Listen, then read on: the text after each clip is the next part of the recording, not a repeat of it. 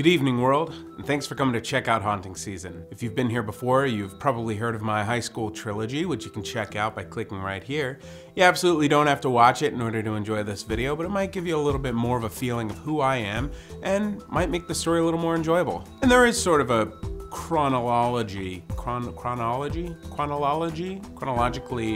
speaking, there is an order to my life. I went to high school and then I went to college. And this is actually not only a story from college, but a trilogy of stories. Yes, another trilogy. It's my trilogy of my experiences abroad. These specific stories take place in a very, very small town in England. And the town I'm speaking of is so small that you actually, on the mailing address, have to list another town that's larger next to it. This town is Wroxton, near Banbury. It's this little village that's built on a hill. And at the very top of it was a pub, owned by some people that I got to know very well since I was at the pub almost every single night. They became sort of a second family to me when I was over there studying abroad. And at the bottom of the hill, through all these tiny twisting roads, these roads that our bus that we would travel on could barely squeeze through, winding all the way down the hill, at the very, very bottom was a big iron gate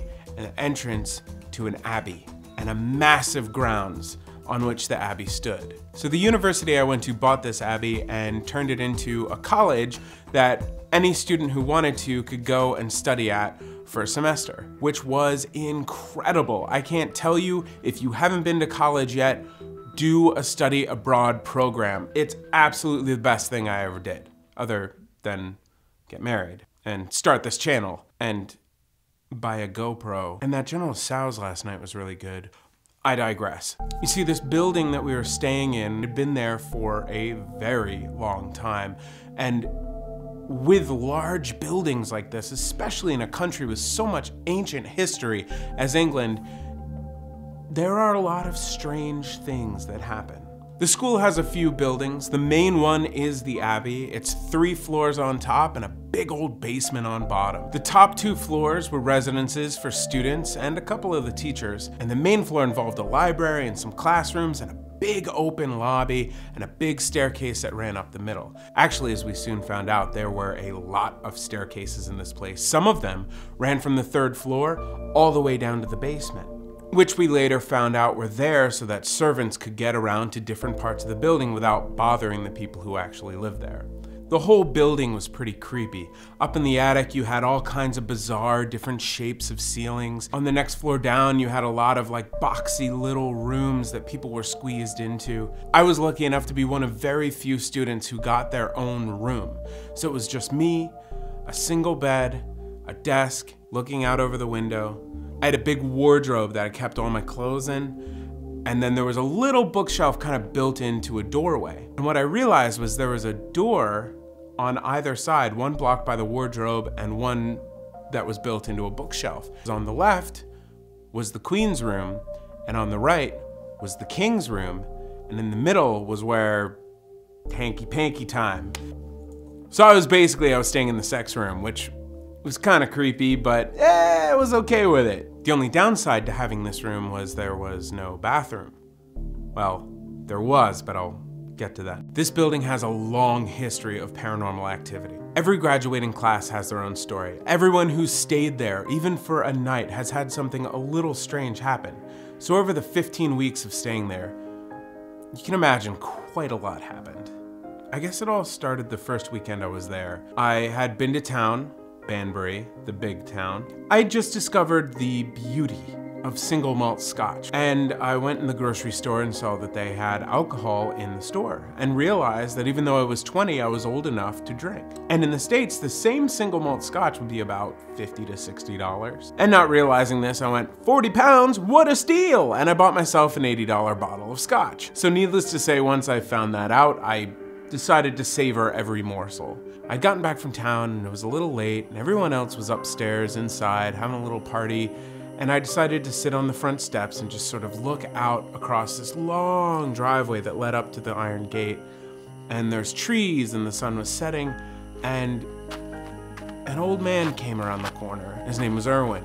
And he was the guy who sat at the front desk during the nights. And I said, "Oh, good evening, Erwin. My name is Josh." "Hello, Master Joshua, and how are you doing this evening?" I said, "Well, you know, I'm doing all right. I bought myself this bottle of scotch. Didn't really realize that pounds weren't the same as dollars. It was a dumb mistake."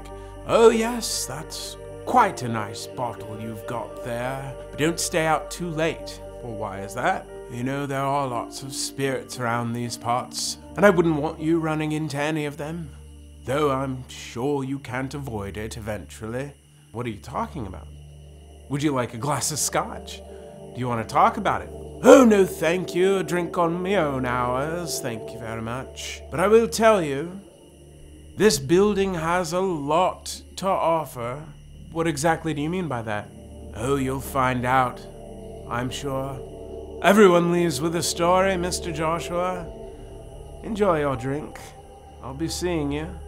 And he walked back inside.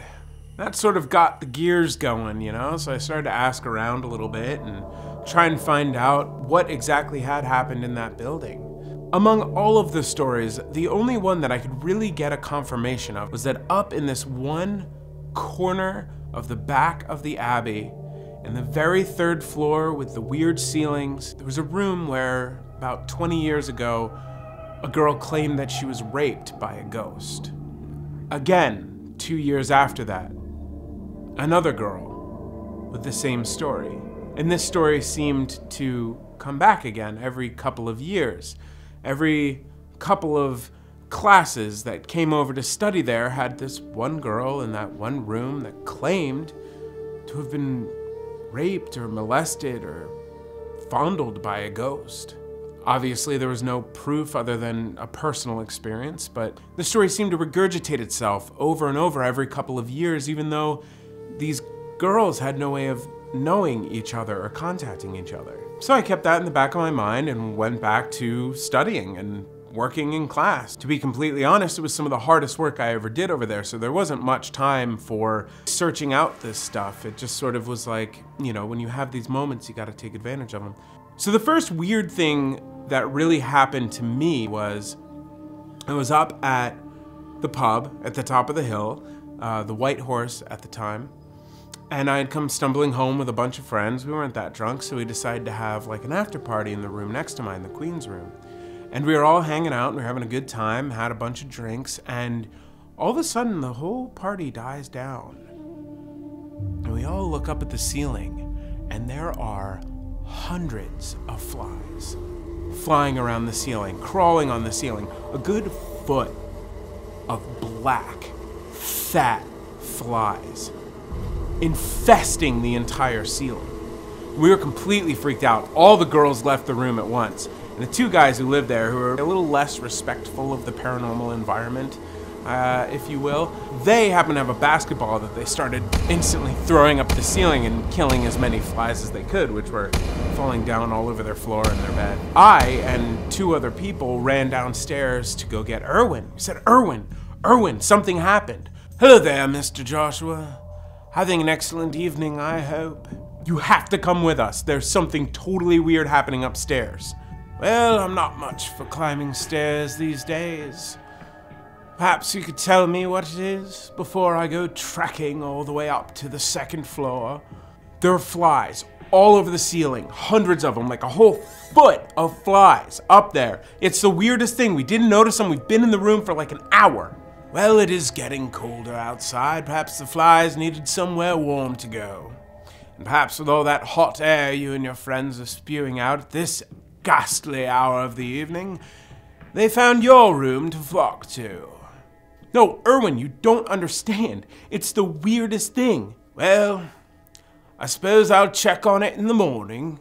Good evening, gentlemen." And so we were completely flabbergasted. We didn't know what to do. So we left Erwin at the front desk and we made our way back upstairs where the guys were killing flies with the basketball. And it was honestly getting pretty late. I think it was about 3 in the morning. So we decided to call it a night. We're like, "Sorry, bud. Good luck with the flies." And we went to bed. Well, the next morning we woke up and there weren't that many flies. There were maybe 5 or 6 on the floor, and the rest were not to be seen. We don't know where they went or where they came from.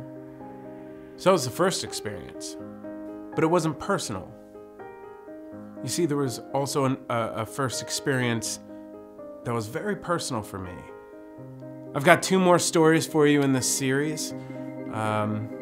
It's looking like I'm gonna put them up the next 2 weeks, so I hope you come back and I hope you enjoy my stories. Please let me know what you think in the comments below. If you have a story you want to share with me, you can always send it to my personal messages on my YouTube channel. This week I got up a Facebook page, a fan page. See me? It's so neat and cool. Got this figured out. I made a Twitter. And the Twitter's really cool because I'm gonna be tweeting about like what I'm doing on a normal basis, what I'm doing to get the studio up and running, who the people are that I'm working with. I'm gonna be doing live tweets from behind the scenes of shoots that we do and putting up pictures there as well. And also doing movie reviews of scary movies that I'm watching throughout the week and what I think of them. And I'm totally open for interaction with people, and it's gonna be really cool. The Facebook, I'm still getting a little bit of a hang of.